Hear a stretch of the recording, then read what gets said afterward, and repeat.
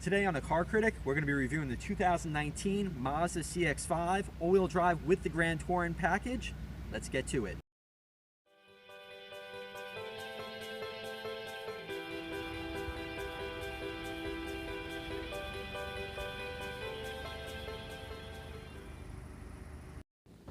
Okay, on this vehicle you do have the 19-inch rims, and you also do have power fold-in mirrors as well.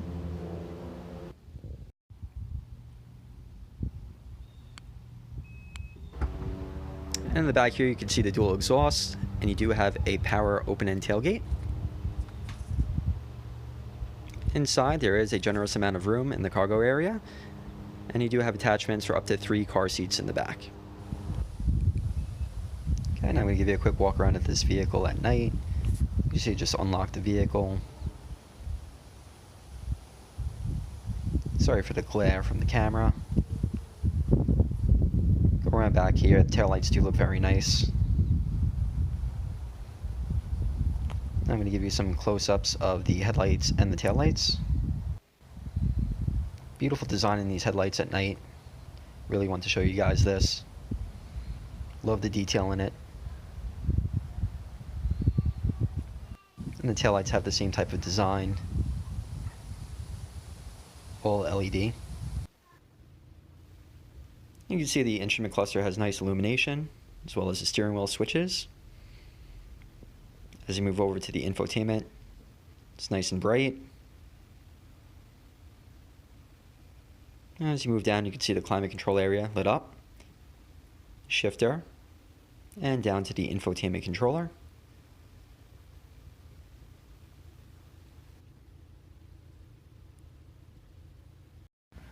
Okay, so under the hood here we do have Mazda's 2.5 liter Skyactiv engine. It is an improvement. A few years ago they had a 2-liter engine with 155 horsepower. This version here with the extra half a liter of displacement increases horsepower to 187, so acceleration should be adequate for most people. Maintenance on this is very good. Every 7,500 miles or once a year the vehicle does get serviced. The engine is built in Japan, which is nice. It also doesn't have an eco stop start system, which I don't like that system. I'm sure a lot of people don't, so it's nice that this vehicle doesn't come equipped with the eco stop start. Under the hood, it's pretty simple. Everything is easy to get to. Your washer fluid, your brake fluid, your coolant, and everything is pretty easy. Nice clean layout that you have here with a lot of room to work around the engine as well, which is nice. Hey guys, so now we're on the interior of the 2019 Mazda CX-5 Grand Touring with the GT package. First thing I'd like to point out is that these seats are very comfortable. They are 8-way power adjustable. They do have adjustable lumbar support as well. They do have memory switches for 2 positions, so you can set the memory on them. The only thing I dislike on these seats is the seat heat-in. It doesn't actually get the full back end of the seat. It really just kind of hits the lumbar area, so Mazda can improve upon that. In addition to the seat heat-in, you also get rear seat heat-in with the GT package on this particular tester. So rear seats are heated. You do have a heated steering wheel as well, but again, my issue with the heated steering wheel is it doesn't heat the entire steering wheel. It actually just heats this side portion right here, kind of where the 9-3 grips are.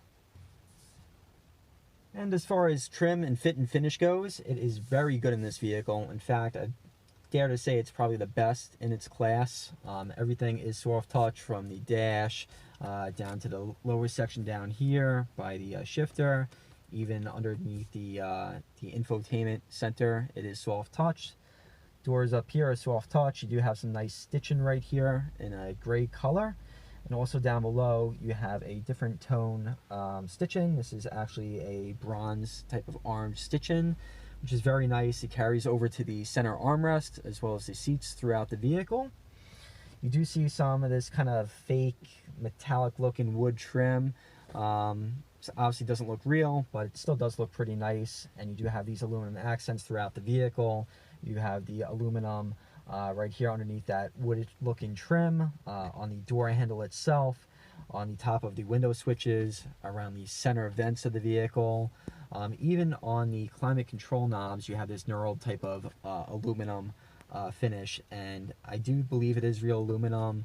On a cold day, that texture is ice cold, so I do believe that it is all real, which is impressive for a car at this price point. The sticker on this vehicle, I believe, was around $31,000. Okay, so now I'm going to start up the vehicle and show you guys what it looks like. In the center there, you do have a fully digital display. You do have an analog tachometer on the left-hand side and analog information on the right-hand side as well. If you press this info button on the left-hand side of the steering wheel, it will change that digital display.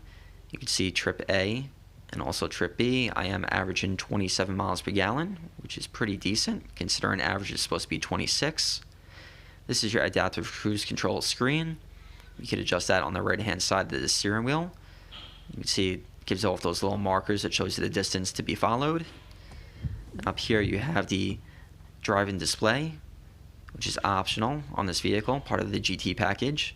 If I zoom in here, you can see the miles per hour. It'll also show you the speed limit, your navigation information, and your distance to the car in front of you for the active cruise control. You can see the service due, miles to empty, and then you're back to your regular screen. Now I'm going to do the shutdown sequence.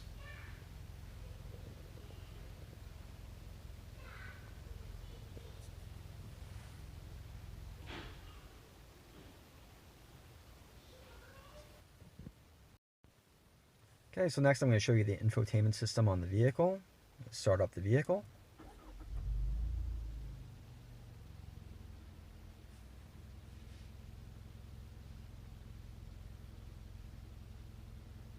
Now, as you can see, sometimes it does take quite a while for the system to start up. This is one of the main complaints with this Mazda system from what I've been reading, and it can take sometimes up to 30 seconds for everything to come up and be available, so that's kind of a annoyance. But as far as usability goes, it's very easy to use. You have this control knob down here. If you do hook it up to the USB, you do have Apple CarPlay and Android Auto. You just hold this button down for about 3 seconds and it'll switch between the regular Mazda system and your Android Auto or Apple CarPlay. You do have a quick button for the navigation and also a music button, a back button, and a favorites button. Your volume knob is right here and you push the button to mute it. So very easy to use. You can see here, you can scroll through the different functions here. If I press the home button, it'll take you to this main menu. You do have your applications. If you do go into applications, you can see the different features that it does have. The XM Travel Link, HD Radio Traffic Map, Fuel Economy Monitor, Vehicle Status, Apple CarPlay, and Android Auto.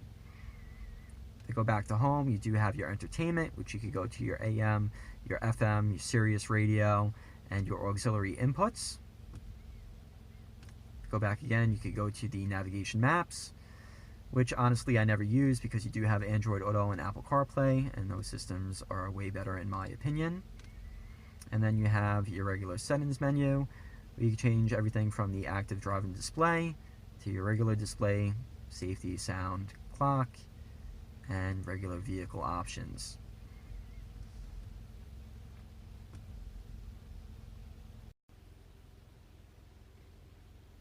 Alright, and this is the shifter here for the 6-speed automatic transmission. As you can see, if you shift it down to drive, put it to the left, you do have a manual mode, which is nice since you don't have shifter paddles in this vehicle. And if you look up here, this is your climate control. It is very intuitive, very easy to use. You do have your heated steering wheel button right here, which is nice. It's part of the GT package.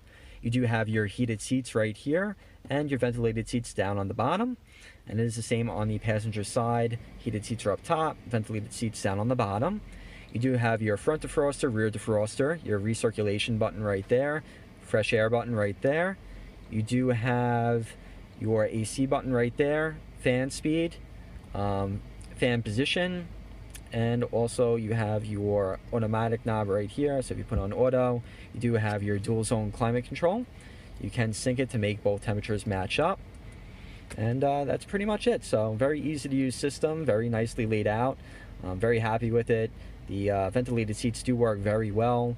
And like I said, the only problem with the heated seats is that it really just affects the lumbar portion of the rear seat. It doesn't really hit the whole rear seat like in most vehicles. Okay, so now I'm in the back of the Mazda here, just to give you guys an idea of how much room you have back here. You do have adequate room. I'm only 5'6", but you can see I have a ton of space for my knees. Underneath my feet there's a ton of room as well.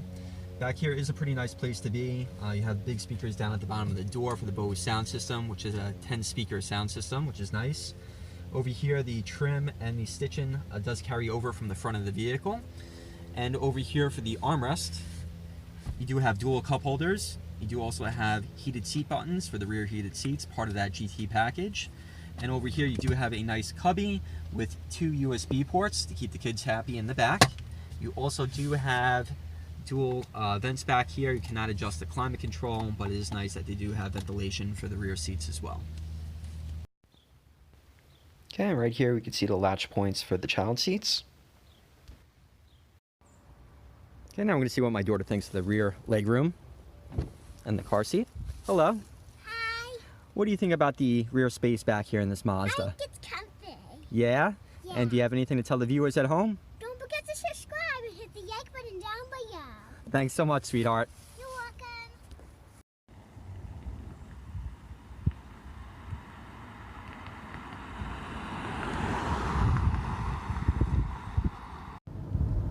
Driving the Mazda, it's very smooth and composed. Handling is very good for an SUV, not a lot of body roll, especially for an SUV in this class, mid-size SUV. The transmission is only a 6-speed, but Mazda calibrated it very well. Shifts are relatively quick, nice and smooth. Very quick, good car to drive.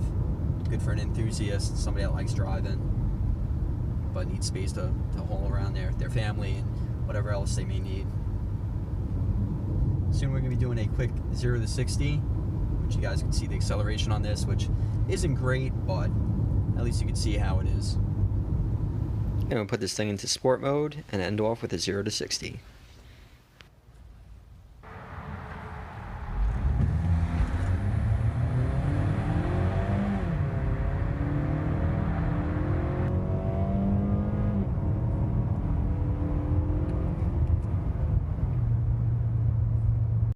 I'd like to thank you guys for watching. Please subscribe down below and also hit the like button.